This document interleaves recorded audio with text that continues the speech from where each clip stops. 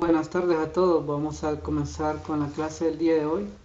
En esta clase vamos a ver la sección 4 del capítulo 3, movimiento en círculo. Esta sección va a ser evaluada en la prueba número 2, junto con otra sección del capítulo 5. El movimiento en círculo lo vamos a tener cuando una partícula se mueve en una trayectoria curva y la dirección de su velocidad cambia. Eso significa que la partícula debe tener una componente de la aceleración que es perpendicular al movimiento, ¿verdad? Esto lo habíamos visto en una sección anterior, ¿verdad? Donde yo tengo que si una partícula se está moviendo en círculo, yo voy a tener que la dirección de la velocidad siempre va a cambiar. Entonces yo tengo acá el vector velocidad, y si yo me estoy moviendo en círculo, este vector velocidad, como es tangente a la trayectoria, siempre va a cambiar, ¿verdad? Pero puede ser que no cambie su magnitud, porque digamos, por ejemplo, el vector velocidad tiene tanto magnitud como dirección, donde yo tengo que la magnitud de mi vector velocidad es la rapidez, ¿verdad? Entonces, la magnitud del vector velocidad puede que no cambie, pero sí va a cambiar su dirección. Por ejemplo, si yo tengo mis ejes coordenados de esta forma, en este momento va a apuntar hacia X, en este momento va a apuntar hacia menos Y, en este momento va a apuntar hacia menos X, y en este momento va a apuntar hacia Y. Entonces quiere decir que la dirección de este vector va a cambiar. Y si la dirección de este vector cambia, quiere decir que yo voy a tener una componente de la aceleración que es perpendicular a este vector, siempre y cuando la rapidez sea constante, ¿verdad? Siempre y cuando la magnitud de este vector sea constante. Vamos a tener que la acción va a ser completamente radial hacia el centro de la trayectoria. En cualquier punto va a apuntar hacia el centro de la trayectoria, como lo tengo por acá. Entonces, cuando tenemos una rapidez constante, a ese tipo de movimiento le vamos a llamar movimiento circular uniforme. Cuando una partícula se mueve en un círculo con rapidez constante, el movimiento se conoce como movimiento circular uniforme. Y como les decía, en este tipo de movimiento la aceleración siempre va a ser perpendicular a mi vector velocidad y va a apuntar hacia el centro, ¿verdad? Voy a tener una aceleración radial. Ahora, como les había comentado también en la sección anterior, creo, yo tengo aquí tres tipos de movimiento. Tengo un automóvil que aumenta su rapidez en una trayectoria circular. Entonces, por ejemplo, yo tengo un automóvil que se está moviendo en una trayectoria circular y va aumentando su rapidez. O sea que la magnitud de este vector va a ser cada vez más grande. Entonces, yo voy a tener entonces que la aceleración no va a ser totalmente perpendicular a este vector velocidad, sino que va a tener otra dirección. Y va a tener esta dirección. Y por ejemplo, si el auto va disminuyendo su rapidez en una trayectoria circular, entonces la aceleración va a tener esta dirección. En los dos casos, ¿verdad? No voy a tener que la aceleración va a ser totalmente perpendicular. puede tener una componente de este vector que es perpendicular a la velocidad, pero la aceleración como tal no va a ser perpendicular al vector velocidad, pero en un movimiento circular uniforme donde la rapidez es constante en la trayectoria circular, entonces la aceleración siempre va a ser perpendicular a la velocidad. Entonces este es el caso que nosotros vamos a estudiar el día de hoy.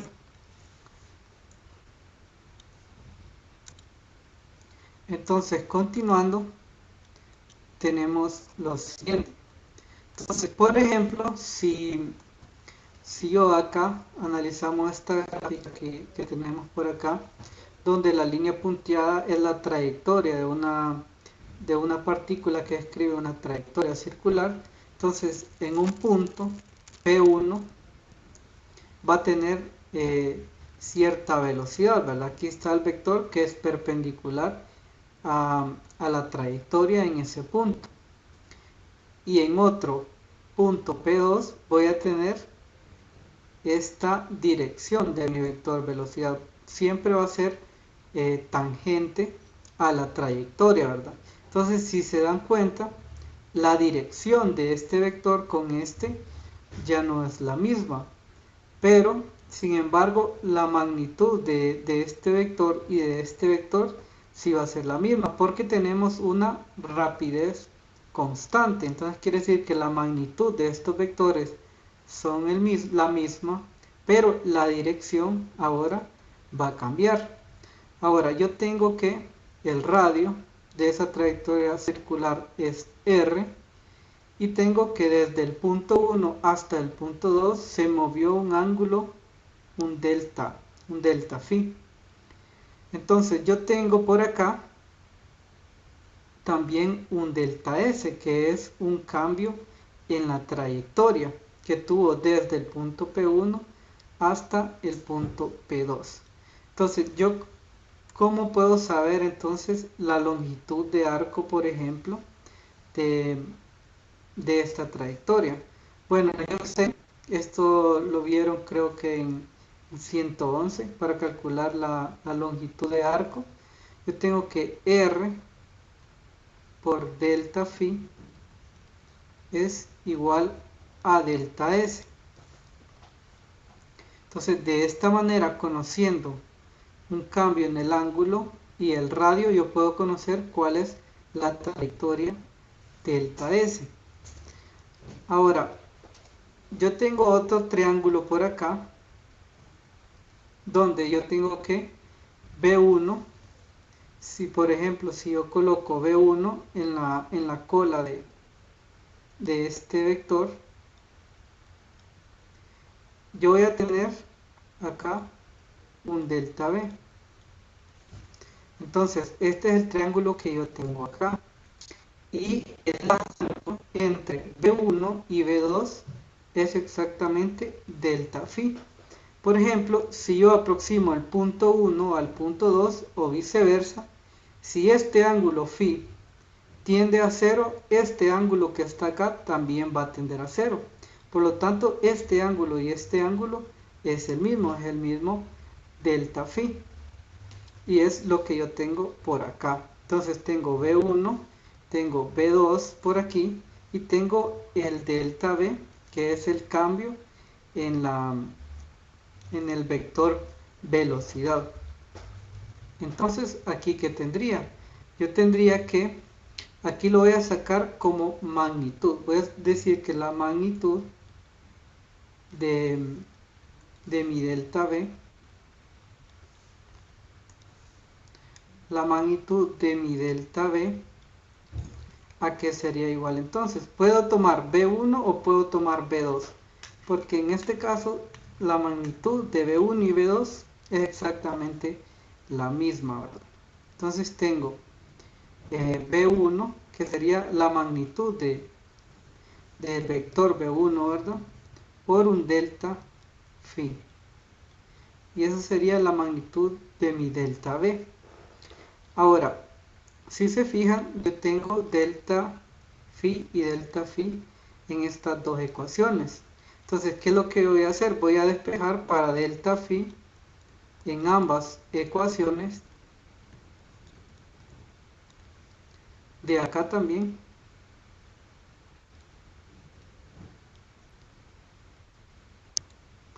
Y entonces tengo que es delta b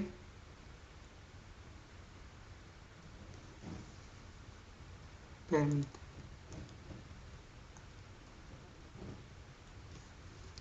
Voy a borrar esto porque no puedo escribir muy bien.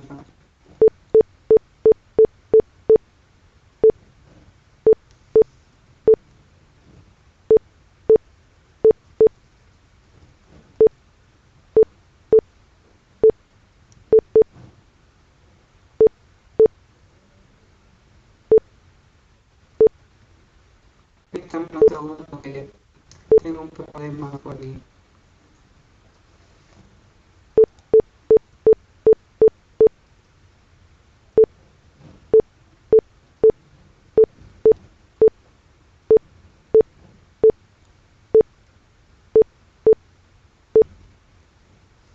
Disculpen, me están escuchando. Sí, lo estamos escuchando. Ok, permítanme un segundo que como que se me trabó un poco la computadora. No se preocupe, nosotros lo esperamos. Gracias.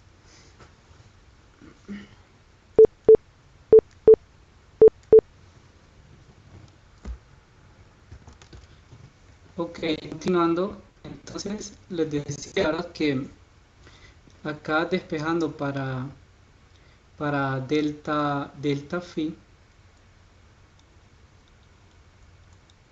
tenía entonces que lo siguiente, permítanme. Entonces tenía r delta phi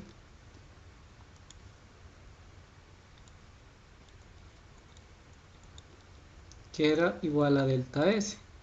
Después despejaba para delta phi, donde tengo que delta s entre r. E igual hacía lo mismo aquí abajo, ¿verdad? Entonces me iba a quedar que delta phi, entonces sería igual a la magnitud de delta b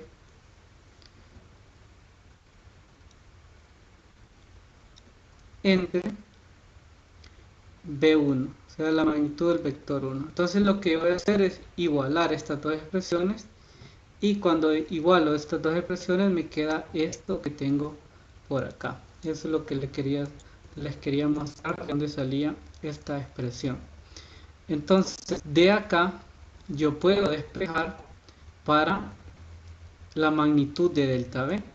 Entonces despejando para esta magnitud de delta b, yo tengo la velocidad en un punto 1 entre el radio por un delta s.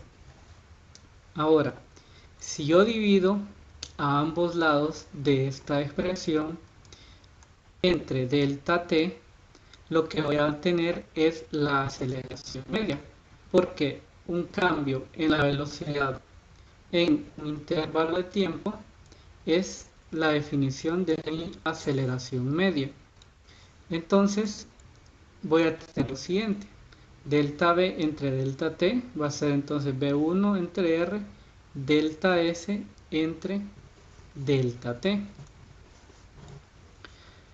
Ahora, por ejemplo, si yo sé que mi aceleración instantánea es el límite de la aceleración media, ¿verdad? O sea, lo escribimos como límite cuando delta t tiende a 0 de v1 entre r delta s sobre delta t. Ahora, este v1 entre r lo puedo sacar del límite debido a que es una constante. Entonces me quedaría lo siguiente: v1 entre r, límite cuando delta t tiende a 0, ¿de qué? De delta s entre delta t. Entonces, este límite que yo tengo acá es la definición de la velocidad, o rapidez en este caso, perdón, sería rapidez, porque esto ya no es un vector. Entonces esta es mi definición de rapidez. Un delta S, o sea, un cambio en la trayectoria en un intervalo de tiempo. Entonces esto sería la rapidez. Entonces, ¿qué yo tendría al final? Entonces, por ejemplo, yo tengo acá V1, ¿verdad? Que es la rapidez en un punto P1. Pero como debido a que ese punto P1 puede ser cualquier punto en la trayectoria, entonces, le voy a quitar el subíndice y únicamente le voy a llamar, porque ese punto P1 puede estar en cualquier punto de la trayectoria. Entonces, eh, quitándole este subíndice, debido a que el punto P1 puede ser cualquier punto en la trayectoria, voy a tener lo siguiente, voy a tener B por B entre R. Entonces, ¿qué me quedaría? Me queda al final entonces que la aceleración radial es la rapidez al cuadrado entre el radio. Y le agregamos acá el subíndice rad debido a que es una aceleración radial netamente, ¿verdad? Debido a que decíamos que esta rapidez es constante y cuando es constante la aceleración únicamente tiene una componente radial y que apunta hacia el centro. Normalmente también a este tipo de aceleración le conocemos como aceleración centrípeta, debido a que apunta hacia el centro de la trayectoria circular. Entonces, esto es lo que tenemos, ¿verdad? En cualquier punto tenemos una velocidad radial y tenemos una velocidad que en magnitud es la misma, o sea, la longitud de estos vectores en cualquier punto es la misma, pero la dirección va cambiando. Por acá tengo como un movimiento de la aceleración siempre apunta hacia abajo y el único punto donde tengo que la velocidad es perpendicular a la aceleración es en el punto máximo de la trayectoria. Bueno, entonces nosotros podemos expresar también la aceleración radial que ya habíamos dicho que es entonces la aceleración radial, la rapidez al cuadrado sobre R. Ahora, pero yo también puedo escribir la aceleración radial en términos del periodo t. Entonces, ¿cómo vamos a hacer esto? Por ejemplo, yo sé que en general, voy a quitar esto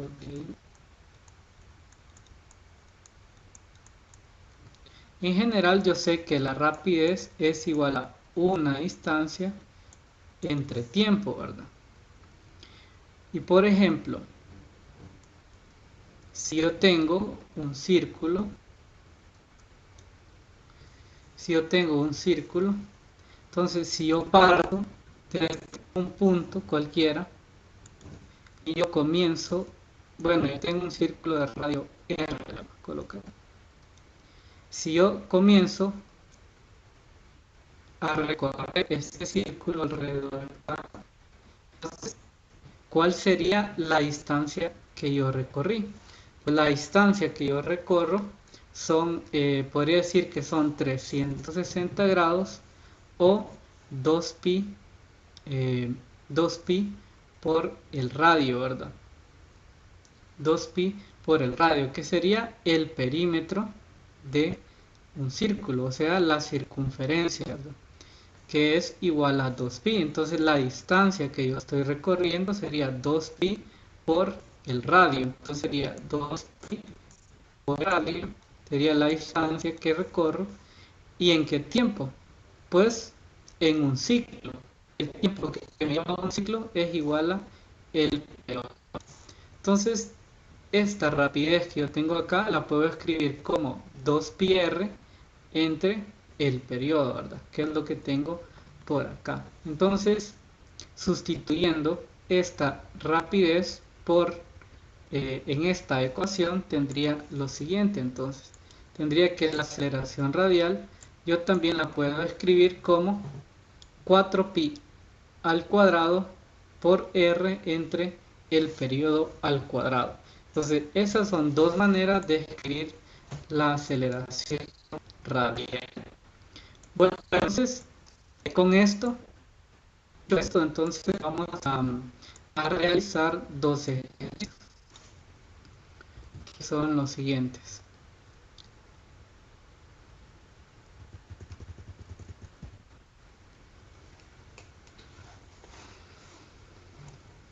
Ok, vamos a esperar que cargue esta pizarra, que a veces tarda un poco.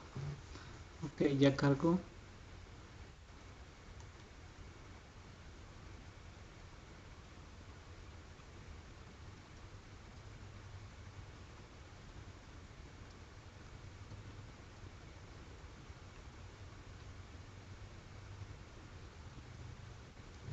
Ok, aquí está el ejercicio. Dice así. Ok, voy a cerrar esto.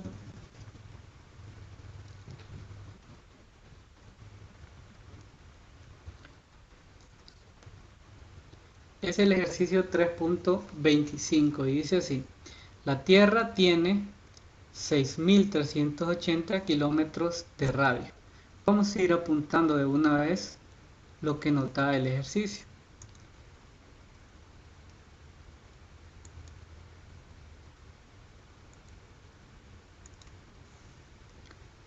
Entonces yo tengo que el radio entonces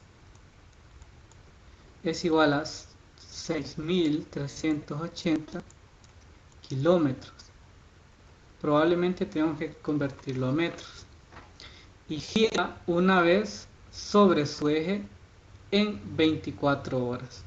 Entonces acá lo que me está dando es el periodo, porque gira una vez sobre su propio eje en 24 horas. Es el periodo, o sea, un día, ¿verdad? Es el periodo de la Tierra. Me pregunta entonces, ¿qué aceleración radial tiene un objeto en el ecuador? O sea, en el ecuador de la Tierra, ¿verdad? Que es ahí por el Ecuador. Por eso se le llamó Ecuador.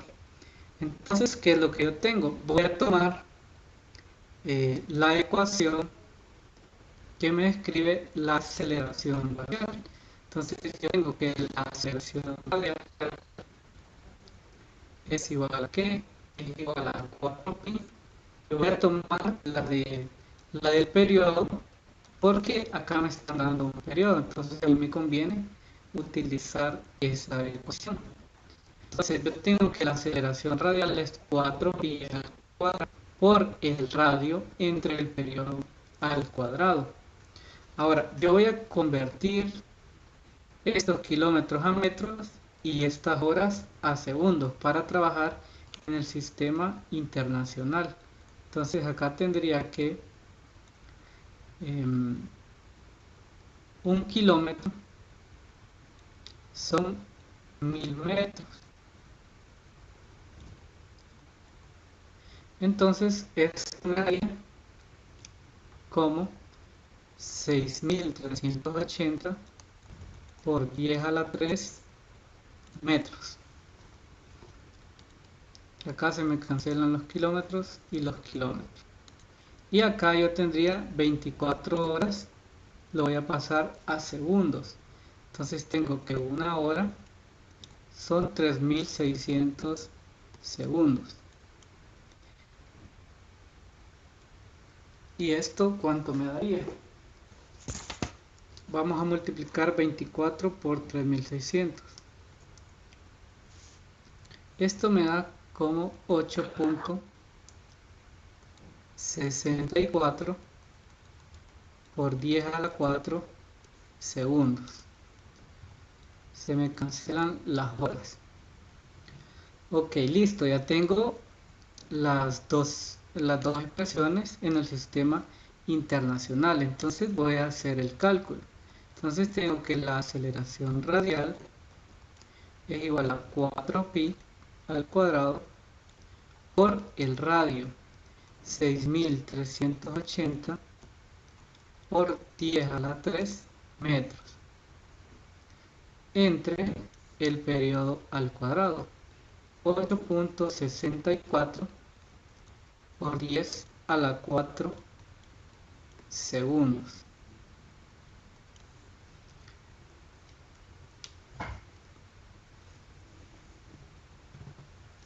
Y esa aceleración me da que es igual a 0.034 metros sobre segundo al cuadrado.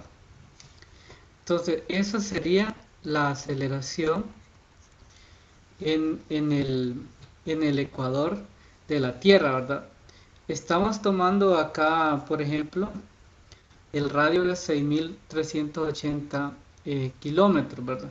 Este es el radio que tiene la Tierra, entonces por eso lo estamos tomando eh, así, ¿verdad? Si tuviéramos que calcular, por ejemplo, la aceleración radial en otro punto más interno de la Tierra, entonces sí tendríamos que utilizar otro radio, pero aquí nos pide el ejercicio que calculemos la aceleración radial en el ecuador.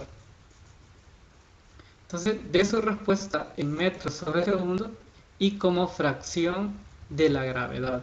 Entonces, ¿qué es lo que yo voy a hacer ahora? Voy a dividir la aceleración radial entre g. Entonces me quedaría 0.034 metros sobre segundo cuadrado entre 9.8 metros sobre segundo al cuadrado. Y eso me da que es igual a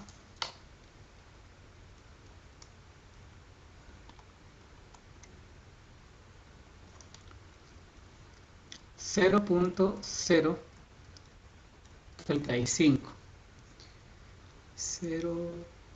Me faltó un 0 por acá.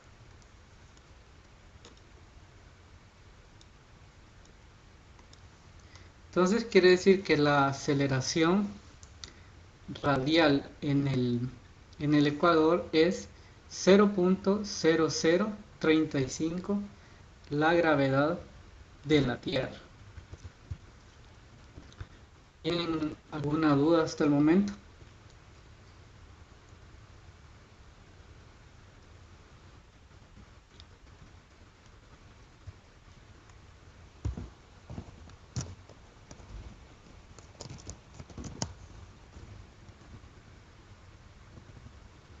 Ok, espero, bueno, alguien podría hablar para saber si los puedo escuchar. Está claro. Ok, gracias. Ok, listo. Entonces, continuamos. Dice así. Si la aceleración radial en el ecuador fuera mayor que g, los objetos saldrían volando hacia el espacio. Veremos por qué en el capítulo 5. ¿Cuál tendría que ser el periodo de rotación de la Tierra para que esto no sucediera? Entonces, por ejemplo, si la aceleración radial en el ecuador fuera mayor que g, entonces nosotros saldríamos volando de la Tierra. Entonces, la gravedad, o sea, la fuerza con la que nos atrae a la Tierra, debe ser mayor a la aceleración radial debido a la rotación de la Tierra. Entonces, nos pregunta cuál tendría que ser el periodo de rotación de la Tierra para que esto no sucediera. Entonces, para contestar esta pregunta vamos a utilizar de nuevo la... diga. ¿Para que no sucediera o para que sucediera? Vamos a ver.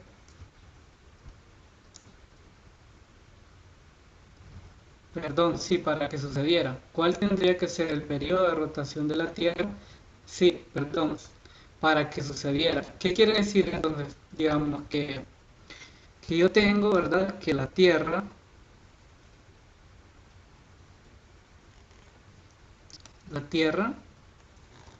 está girando, ¿verdad? y nosotros, digamos, estamos por acá en la superficie de la Tierra.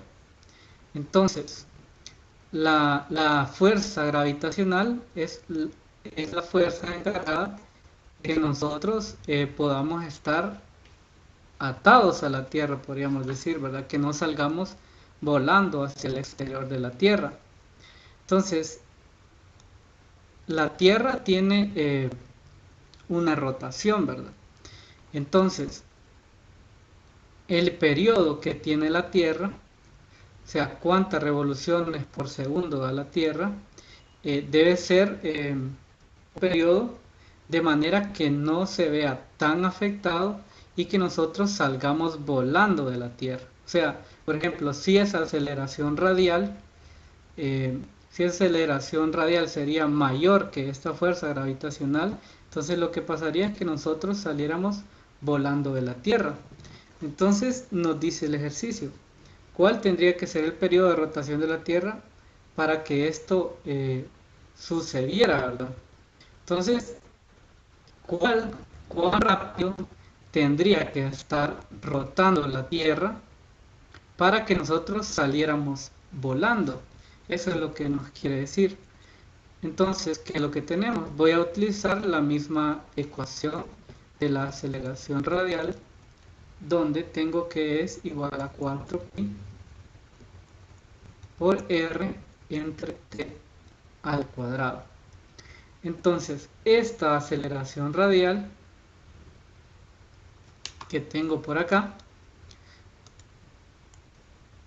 vamos a decir qué pasaría si esa aceleración radial sería exactamente igual a la gravedad.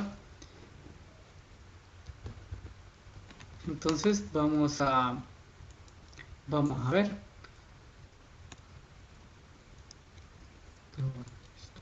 Entonces, ¿qué es lo que tendríamos? Entonces tendríamos lo mismo, solo que en este caso yo tendría que despejar para el periodo. Entonces yo tengo que el periodo sería igual a 4pi al cuadrado r entre la gravedad raíz cuadrada. Entonces, este sería el periodo de la Tierra para tal que la aceleración radial sería igual a la gravedad.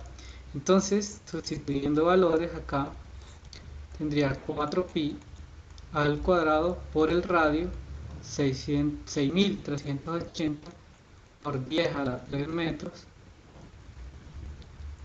entre 9.8 metros sobre segundo al cuadrado. Entonces tengo que esto me da un periodo de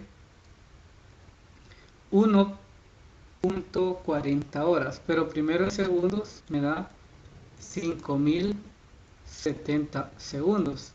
Lo voy a convertir a horas. Tengo que una hora es 3600 segundos.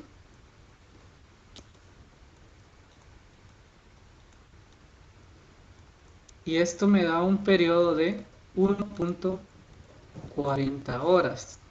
Entonces, ¿qué quiere decir? Quiere decir que si el periodo de la Tierra fuera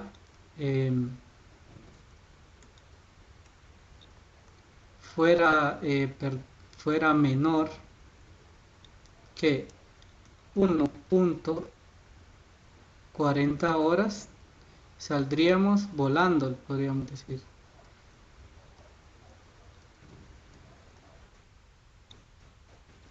Saldríamos volando de la Tierra. Ese periodo, ¿qué es, verdad? El periodo es el tiempo que le tarda a la Tierra girar sobre su propio eje, ¿verdad? Que en nuestro caso son el periodo de la Tierra es 24 horas aproximadamente, ¿verdad? Entonces, pero si la aceleración radial fuera igual a g, entonces el periodo de la Tierra sería 1.40 horas. Quiere decir que en 1.40 horas la Tierra daría una vuelta. Entonces, si ese fuera el periodo de la Tierra, Entonces quiere decir que nosotros no podríamos vivir aquí en la Tierra porque prácticamente saldríamos volando de la Tierra. Entonces eso sería la resolución de este ejercicio. No sé si alguien tiene alguna duda.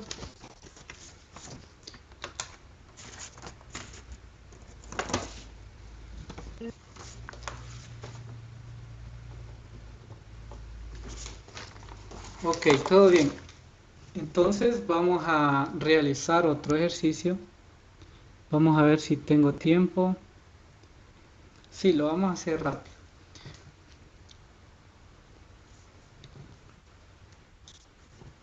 Vamos a hacerlo rápido.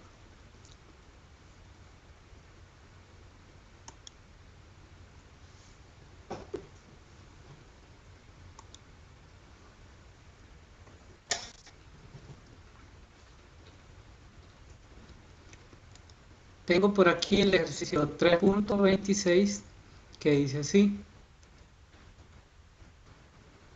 Un modelo de rotor de helicóptero tiene 4 aspas. Cada una mide 3.40 metros de longitud desde el eje central hasta la punta. O sea, desde el eje central hasta la punta tiene una longitud de 3.40 metros. El modelo gira en un túnel de viento a 550 revoluciones por minuto. Bueno, estas revoluciones por minuto es igual a una velocidad angular. A la velocidad angular la vamos a denotar con una letra W minúscula o también por la letra Y omega, que es parecida a una W minúscula. Entonces, si no hemos visto este concepto de velocidad angular, lo vamos a ver en algunos capítulos adelante. Pero entonces tenemos que la velocidad angular es 550 revoluciones por minuto. Esto quiere decir cuántas vueltas da por minuto las hélices, ¿verdad? 550 vueltas por minuto. Entonces dice, ¿qué rapidez lineal tiene la punta del aspa en metros sobre segundo? Entonces yo quiero saber cuál es la rapidez lineal que tiene la punta de una aspa. Entonces, para contestar este inciso A, ¿qué es lo que vamos a hacer? Pues vamos a utilizar un ejemplo donde tengo que la velocidad lineal en cualquier punto de un objeto que está rotando es igual a R, que es la distancia desde el centro hasta donde yo quiero calcular la velocidad. En este punto sería L, ¿verdad? Desde mi centro hasta el punto donde yo quiero calcular la velocidad sería L. Entonces, este R sería el L que yo tengo por acá. Y este omega sería las 550 revoluciones por minuto que yo tengo. Entonces, ¿cómo calcularía la velocidad lineal?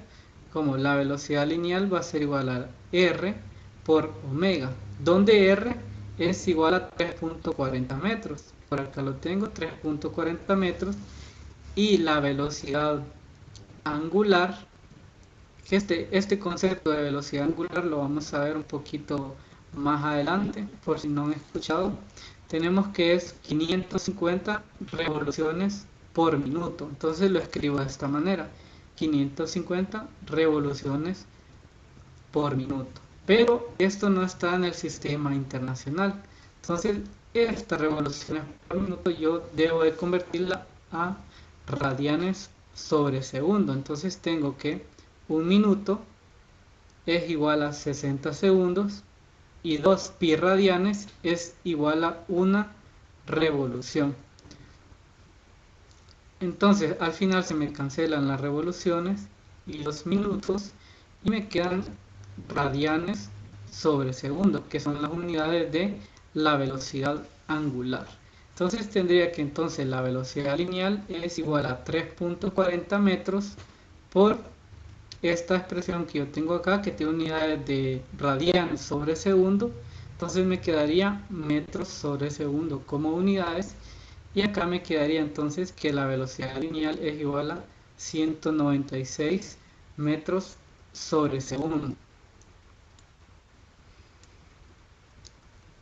El inciso B me pregunta qué velocidad radial tiene la punta del agua expresada como un múltiplo de la aceleración debida a la gravedad. Bueno, entonces voy a utilizar cualquiera de estas dos ecuaciones, pero la que más me conviene utilizar a mí es la primera, debido a que ya calculé la velocidad y ya tengo cuánto vale R, ¿verdad? Que es igual a L.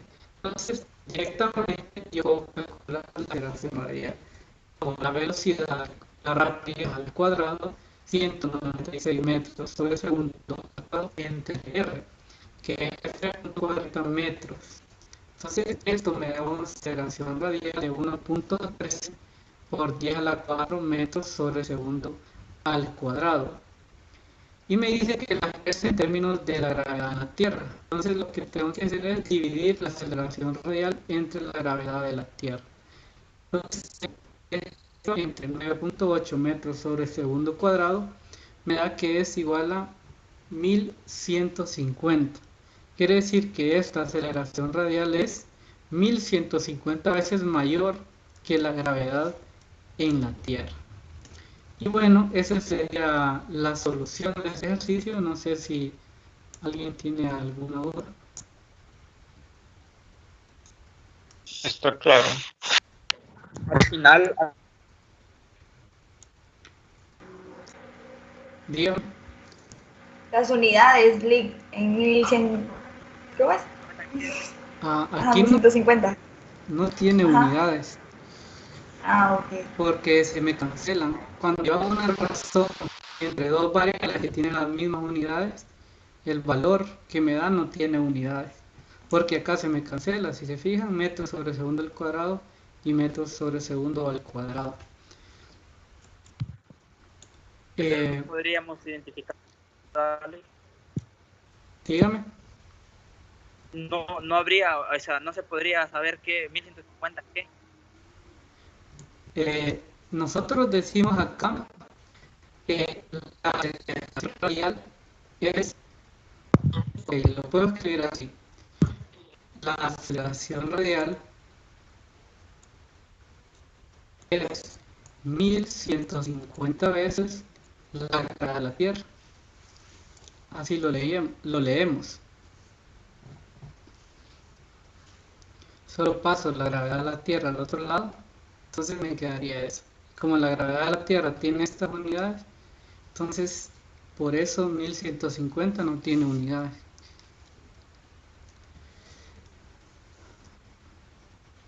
Bueno, muchas gracias. Bueno, entonces esto sería todo por el día de hoy. El lunes tenemos el primer examen, ¿verdad? Y bueno, les quería preguntar que si quieren algún repaso el fin de semana, que si quieren algún repaso lo podría dar el sábado o el domingo.